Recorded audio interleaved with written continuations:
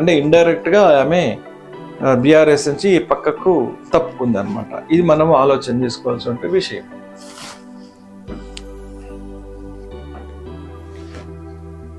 అది చూశారు కదా, కేసీఆర్కు పార్టీ కానీ పార్టీ అని ఇది ఈ విధంగా జరిగింది. మనం కూడా ఒకసారి ఆలోచన చేసుకోవాలి. అయితే ఇది బీజేపీ లోపల చూడండి, బీజేపీ లోపల చూసుకున్నట్టయితే చూడు మనకు ఎట్లా అర్థం చేసుకోవాలి చూడండి బీజేపీ గురించి.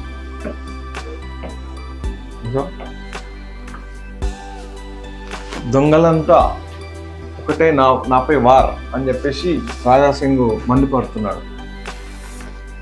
సోషల్ మీడియాలో వ్యతిరేకంగా బండి అనుచరుడి పోస్ట్, ఘాటుగా స్పందించిన గోషామాలి ఎమ్మెల్యే, పరోక్షంగా బండి సంజయ్పై విమర్శలు, కరీంనగర్ నుంచి తన వార్ అంటూ వ్యాఖ్యలు. బీజేపీలో మరో ముసలం రాజుకున్నది. కవిత లేఖ ఇష్యూతో మరోసారి పార్టీలో భిన్న అభిప్రాయాలు వ్యక్తమవుతున్నాయి. కమలం పార్టీలో కాంట్రవర్సీ కేర్ ఆఫ్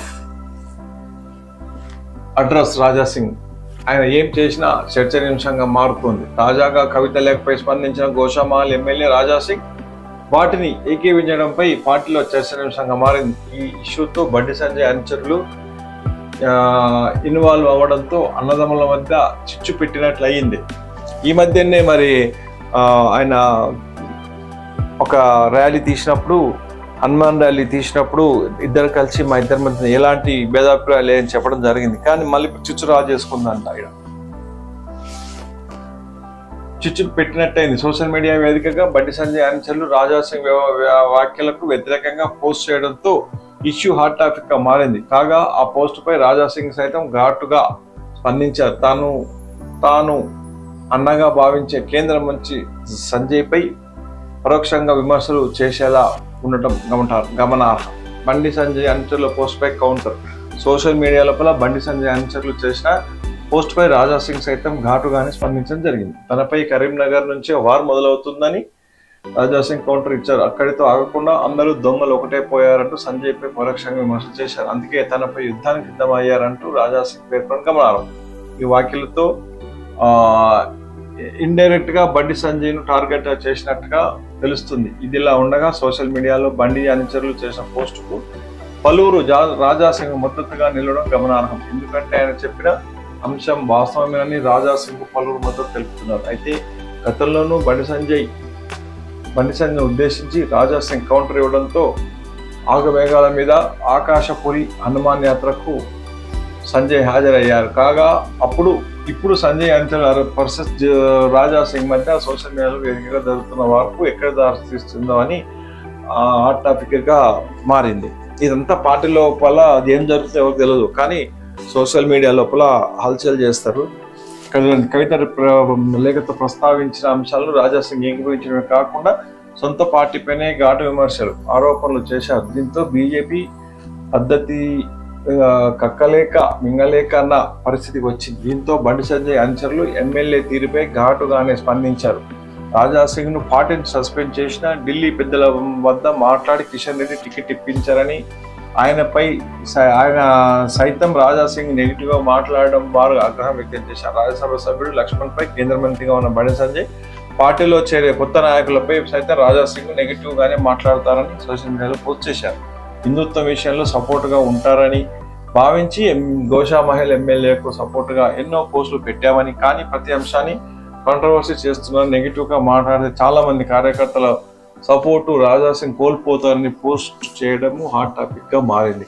ఇదంతా వీళ్ళకు అంతర్గత కుమ్ములాటలు, ఏం జరుగుతున్నాయో తెలియదు, కానీ బయట మాత్రం కొట్లాటలు అనేటివి జరుగుతుంటాయి. ఇది కామన్, మనం చూస్తూ ఊరుకోవాలి అంతే. అయితే ఇక్కడ చెప్తున్నాం కదా, ఈ విషయాలు జరుగుతున్నప్పుడు అసలు ఏం జరుగుతుందో లోకల్లో ఉన్న లీడర్స్కు తెలియట్లేదు. పెద్దలు అక్కడ పెద్ద తలకాయలు చేస్తున్నటువంటి విషయం ఒక్కసారి మనము గమనించినట్టయితే కేసీఆర్ దగ్గర కొన్ని అంటే దేశంలోనే అతి పెద్ద పార్టీ, అంటే పార్టీకి ఫండ్ అంటారు, ఓకే, పార్టీ ఫండ్ అనేది 1000 కోట్ల పైననే ఫండ్ ఉంది.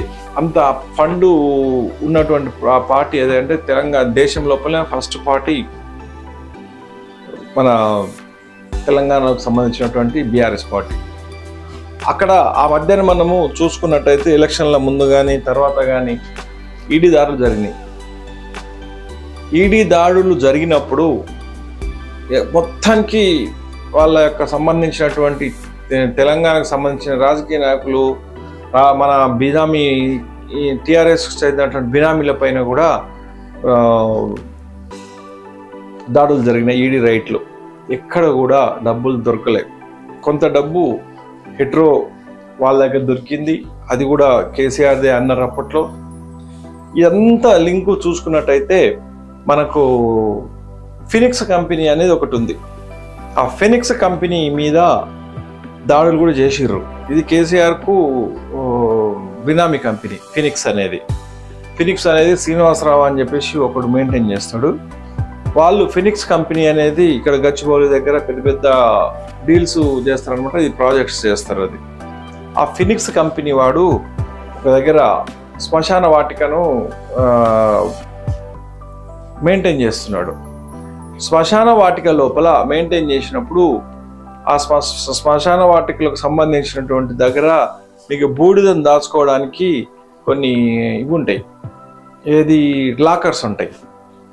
ఆ లాకర్స్ ఏవైతున్నాయో ఆ లాకర్స్ దగ్గర 200-300 లాకర్స్ ఏమో ఉన్నాయంట సిటీలో. ఫినిక్స్ కంపెనీకి సంబంధించినటువంటి అదేమంటారు శ్మశాన వాటిక మెయింటెనెన్స్ చేసే శ్మశాన వాటిక లోపల ఆ బూడిద దాచుకునేటువంటి లాకర్లల్లో ఈ కేసీఆర్కు సంబంధించినటువంటి ఆస్తులు, ఈ యొక్క పేపర్లు అవన్నీ కూడా ఉన్నాయని చెప్పేసి టాకు అయ్యింది. దొరికినాయంట అప్పట్లో ఫినిక్స్ కంపెనీ. అది బయట పెట్టలేదు, అది సీక్రెట్గా జరిగినటువంటి సిస్టమ్ అది. ఆ ఫినిక్స్ కంపెనీకి సంబంధించినటువంటి దాని దగ్గర జరిగినాయని చెప్పేసి విశ్లేషకులు కొంత బహిర్గతం చేయడం జరిగింది. అది ఈడ మన టిఆర్ఎస్కు ఎక్కడ సోషల్ మీడియా లోపల అది బాగా వైరల్ కూడా అయ్యింది. అది ఒక విషయమై ఫినిక్స్ కంపెనీకి సంబంధించినటువంటి ధామం వైకుంఠ ధామం లోపల బూడిద దాచుకునే లాకర్లల్లో కేటీఆర్కి సంబంధించినటువంటి బినామీ ఆస్తులకు సంబంధించినటువంటి పేపర్లు కావచ్చు, డబ్బులు కావచ్చు, కొన్ని లక్షల కోట్ల రూపాయల దొరికినాయి అని చెప్పేసి చెప్తారు. అందు గురించే కేసీఆర్ అనేది సైలెంట్ అయిపోయారు. ఇక్కడ అవి దొరికినాయి కాబట్టి సైలెంట్ అయిపోయారు అని చెప్పేసి అది బీజేపీ వాళ్ళకు లొంగిపోయారు అని చెప్పేసి సోషల్ మీడియా లోపల కొన్ని వార్తలు అయితే వస్తున్నాయి. అది విషయం.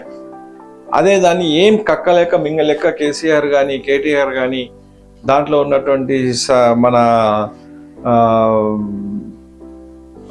ట్యాబ్లెట్ల మంత్రి కానీ తర్వాత హరీష్ రావు గారు కానీ ఎక్కడ కూడా వాళ్ళు నోరు మెరపట్లేదు. ఈ దోచుకున్నటువంటి సొమ్ము అంతా దొరికిపోయిందంట.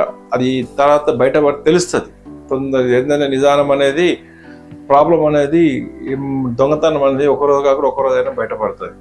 ఇక్కడ ఇది దీంతో ఏం జరుగుతుందో అసలు అర్థం కాకుండా పరిస్థితి లోపల ఇక్కడ ఉన్న లీడర్స్ సతమతం అవుతున్నారు ఈ విషయం మీద.